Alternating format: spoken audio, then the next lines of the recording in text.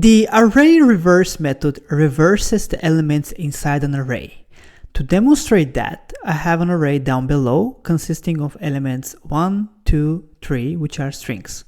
Now we will reverse this array and we will console log it.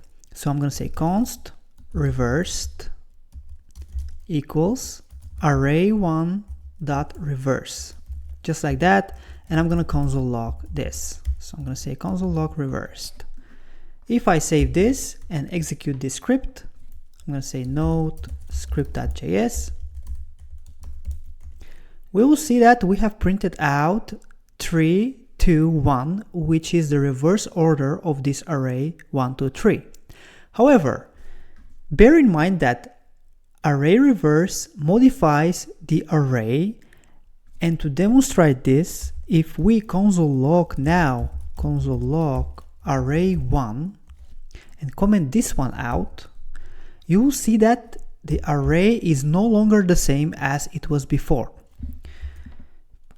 So I'm going to clear this up, node script.js, and you're going to see 3, 2, 1.